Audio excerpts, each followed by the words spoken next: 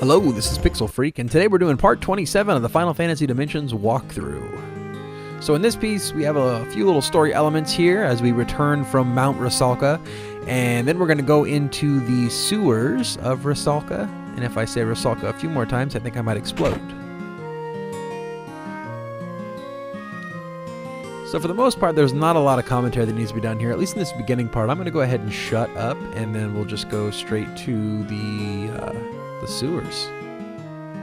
I might chime in a little bit here. We'll just let it run and see where it goes.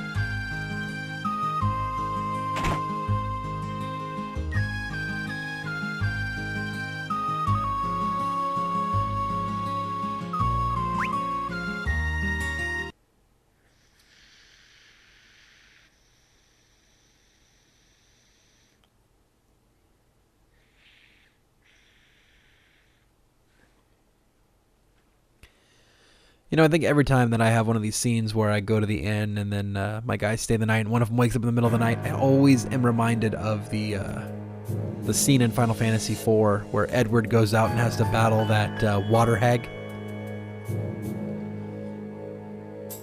I think I was pretty young at the time when I played Final Fantasy IV. It was 2 in the US, but anyways, I was in like 4th grade. I actually lost to that water hag one time, and I remember being so pissed about it.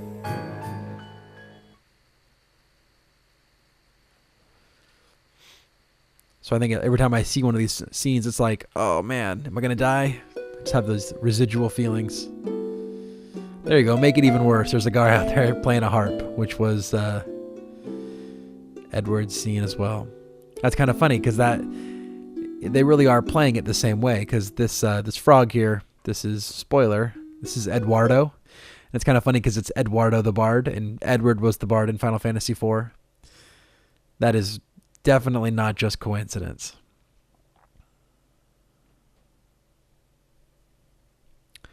So those bubbles come into play a little bit later. You know right away when you first see them, that's got to be something. They don't do that for nothing.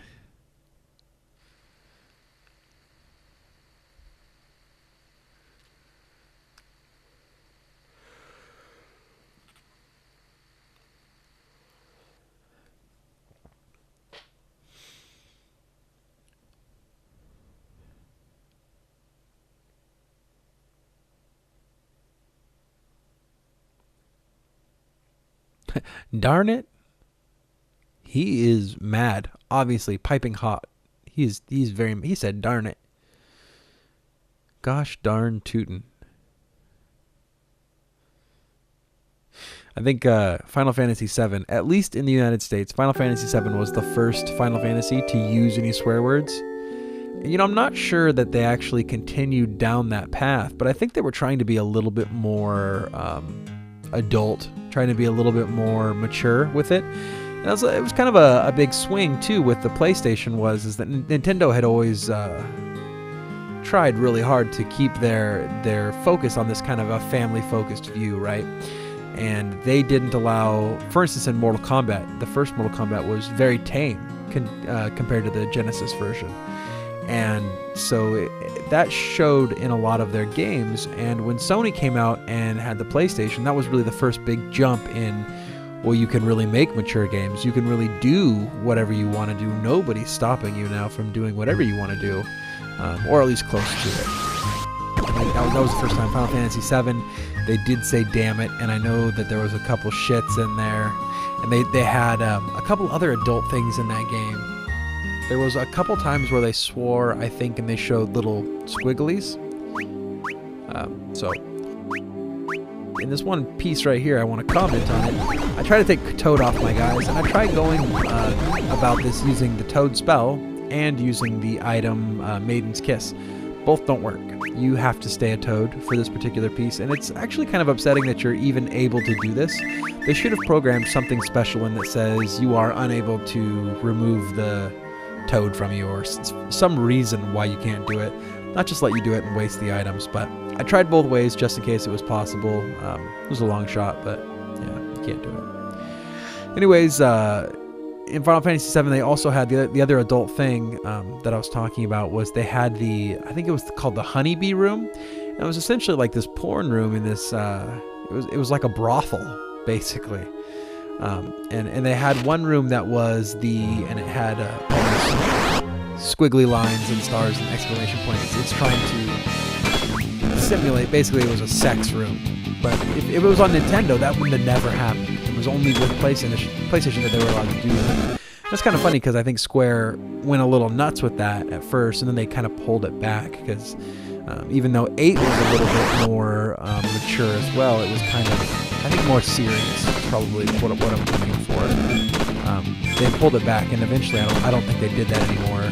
Starting with 8, there was I think still dirty magazines in 8, but the hinting at it was a lot less, and the swearing was a lot less. I don't think there was, to my knowledge, I don't remember there being swearing. But if someone remembers, aside from 7, there being swearing, put it in the comments. I'd like to know about it. I don't remember it off the top of my head. So in this piece, you've already seen a couple fights. Because you can't change yourself away from Toad, it really limits the amount of things that you can do, and you hit for 1. Luckily, all or most of the enemies only take a few HP and they're dead, so it's not that big of a deal. It makes this room, or this little sewer area, very tame. There's not a lot that can kill you here.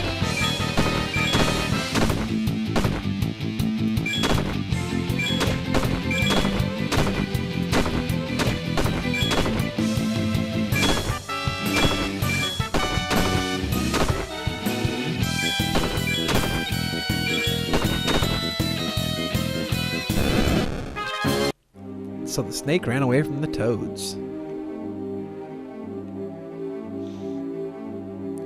I guess with this game too also had a couple little adult things. They had the dirty magazines where you kind of have the banter back and forth. But with this one, it was I found that those scenes were more playful than anything. They weren't meant to be serious anyway. And I guess the honeybee room also was or the honeybee scene. It was something about the honeybee. I can't remember exactly what it was. It's been a while since I played 7. But anyways, it was designed kind of silly. The swearing in 7 was meant to be serious. It was meant to portray anger or frustration. And I think in those contexts, it's perfectly fine to swear. Somebody actually one time had mentioned that I don't swear in any of my videos, which isn't true. I do swear here and there. I just find swearing I find to be useful for certain times. And for the most part, I don't think it adds a lot to my videos. There's not a reason to swear in them. But I've sworn in this one. I dropped a shit earlier, and I just dropped another one. It's not that big of a deal, but I find it's really good as a punchline. But when you overuse it, I think it diminishes its value. I think it's kind of funny that we have swear words at all, because you break it down, really, it's just a noise that's coming out of our mouth. It's a certain wave frequency, right? And the only reason it's a swear word is because we've assigned it that value. It's just an arbitrary value that we've assigned it. So it's kind of funny because in swearing is not inherently bad. It's the meaning behind it that is bad. So when you say something like "gosh darn it," you really haven't created a euphemism at all. And in fact, I would kind of say that that's almost an illusion, right? That you are, for all intents and purposes, you are saying exactly what it is that you are trying not to say. So I think it's kind of funny that we do that, but at the same time, that being taboo is what gives it its worth as well. And I think especially with comedy, it works real well to swear here and there, just because the taboo-ness of it is almost shocking, and that shocking factor can lead towards comedy. It can lead towards something being funny. It's almost that it's maybe a little bit uncomfortable, which makes it funny. So there's a room here that I missed on the left-hand side. I think I go back and get it right now. Or maybe not. Maybe I got it earlier and I just missed it. Maybe I'm going to go back there right now. There we go. Yeah, I saw myself miss it earlier. So don't forget to grab this item, which is Silver Spectacle. It's actually useful too. But yes, I do swear in my videos. I just don't do it very often. In the Towel Fight 2 review, there was actually a really cool... I thought it was really cool piece where I actually swore, and I really do swear, I just beeped it out. It's kind of funny because it's YouTube, I don't need to beep out anything. Well, I beeped it out because I thought it was funnier that way. If I would have just been yelling curse words, that would have been funny. It was funny the way I did it. Which is why I kind of feel like South Park, a very popular show, I felt in the very beginning it had a lot of comedic value in beeping out when the kids swore, because it was kind of obscure that these kids would be, obscure is not the right word. It was funny that these kids were swearing, because first of all, kids don't swear. And second of all, they beeped them out. When I got the unedited versions of like the DVDs or whatever, and I listened to it, it was not nearly as funny to hear it unbeeped. And the reason is because it seemed more gross at that point. I was kind of like, okay, it's just kids swearing. That's more disturbing than anything. It's not actually funny anymore. When it's beeped out, it's almost playful.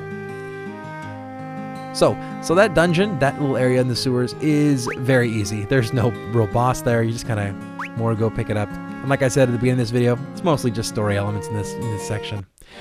The next section we're going to go through is going to be the forest, and so make sure to like this video and subscribe to the channel. And until next time, this has been Pixel Freak.